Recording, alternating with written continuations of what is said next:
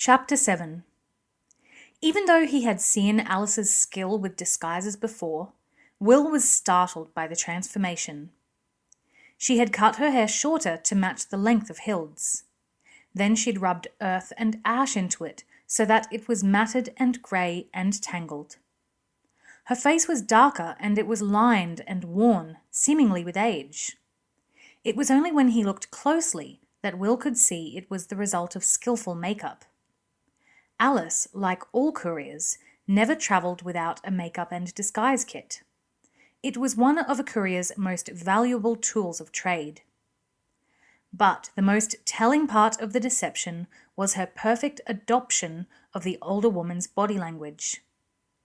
Alice had observed her closely throughout the morning, and she'd copied Hild's crouched, subservient body position exactly. She moved the same way, hobbling bent over, eyes down, and with a sideways, shuffling skip. It was in their favour that Hild rarely made eye contact with any of the roamers. But even if Alice did, Will was almost certain they would never notice the substitution. In addition, she was wearing Hild's stained and tattered clothes, and that completed the picture. She smiled at Will as she emerged from behind the screen of bushes where she had changed. She held the ragged clothing out, keeping it away from her body as long as possible. "This is the part I like least of all," she said. Hild, for her part, was delighted with her new green dress. She paraded around the small clearing in the forest, muttering admiring phrases to herself. Will guessed she'd probably never owned such a fine piece of clothing in her life. "Now," said Alice, "I suggest you take Hild to that village we passed through yesterday morning.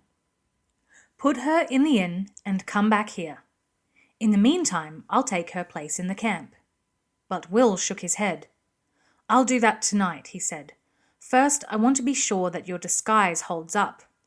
Hild and I will be watching from the trees, just to make sure you're all right." "I'll be fine, Will," she reassured him. "Then there's no rush to get Hild away. If they fall for your disguise, they won't go looking for her, will they?" Alice smiled. She liked the fact that Will was concerned for her safety, even though she was totally confident of her ability to carry off the impersonation. She reached out a dirt-stained hand and touched his. "You're right, and I'll feel safer knowing you're watching." Alice's confidence turned out to be well-founded. When she hobbled back into the camp a few minutes later, laden with the firewood that Will had collected while she changed and disguised herself, none of the roamers showed the slightest interest in her. As the day wore on, they would shout at her from time to time, setting her to some menial, difficult, or unpleasant task that they didn't want to do. On several occasions, when she was intentionally tardy in carrying out their orders, she was punished with kicks or cuffs to the head. She reacted exactly as she'd seen Hild do, cowering away, whimpering in pain and fear, and trying to cover her head with her bent arms. It was a masterful performance. Watching it, with Hild dozing contentedly some meters further back in the forest, Will felt his lips compress into a tight line each time Alice was struck. He marked down the roamers responsible. Once this was all over, he thought grimly, he would be carrying out a little retribution for those careless blows.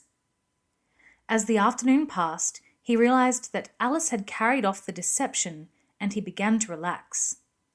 He woke Hild as dusk drew in. The old woman had not had such a long interrupted rest in years, and she woke reluctantly.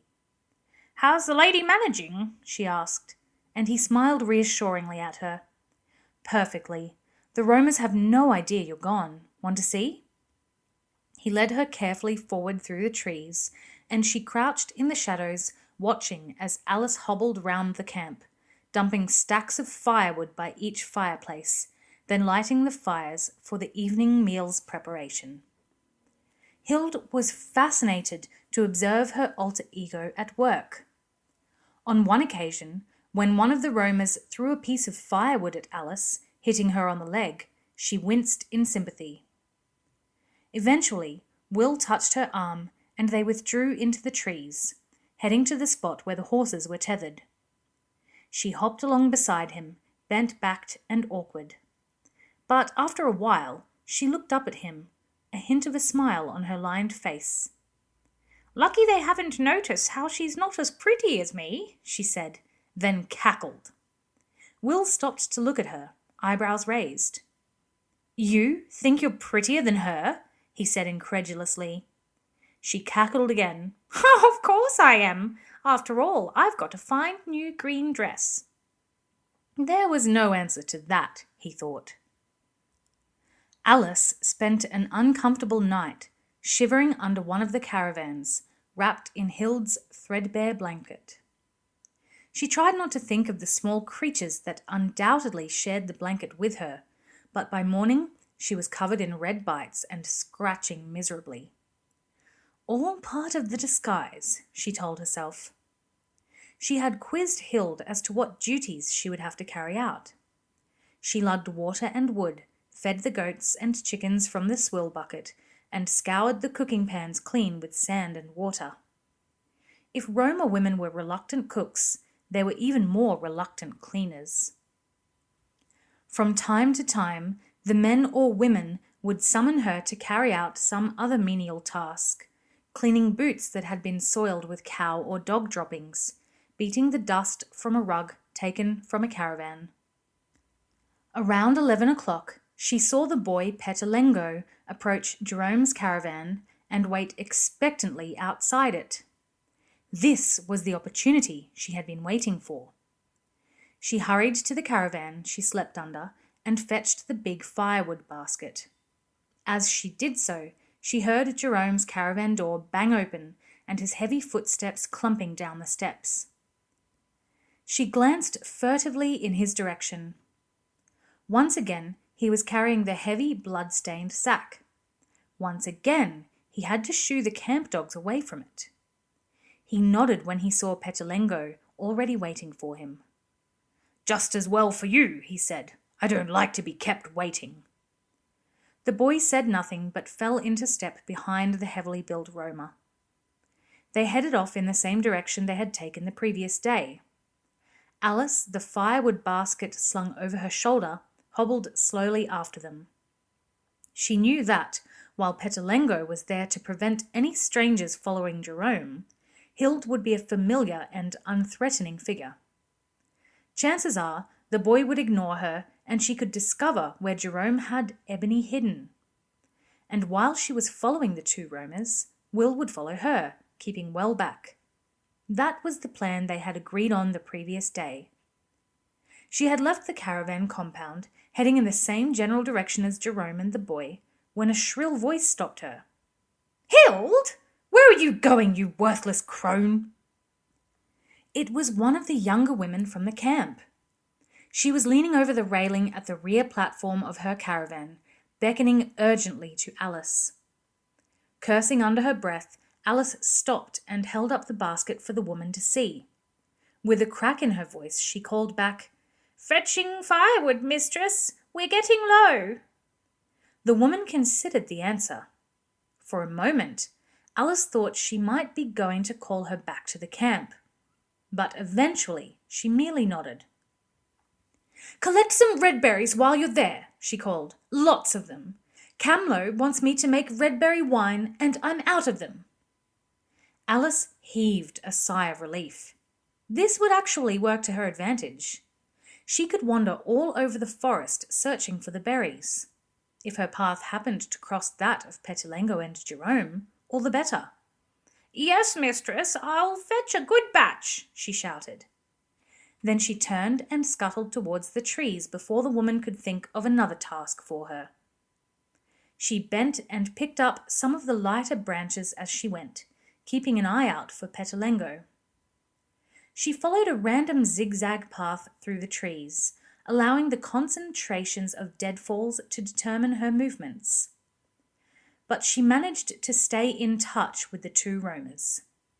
Occasionally, she saw flashes of Pettelengo's yellow shirt among the trees.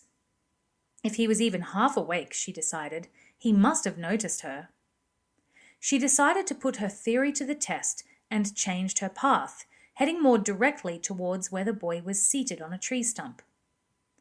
By pure fortune, there was a red berry bush a few meters past him. She shuffled up to it, eyes down, pretending not to notice the boy. With an exclamation of pleasure, she began to strip the berries from the tree, dropping them into the wood basket. "What are you doing, Hag Hild?" His young voice had an unpleasant note to it. She feigned surprise and jerked round to face him, keeping her eyes lowered, as Hild would have done. She guessed that a display of subservience would feed his young ego, and she was right. "Fetching red berries, master," she said, showing him the wood basket. "Mistress Drina wants to make wine from them." "Bring them here," he demanded, and she shuffled towards him, holding out the basket.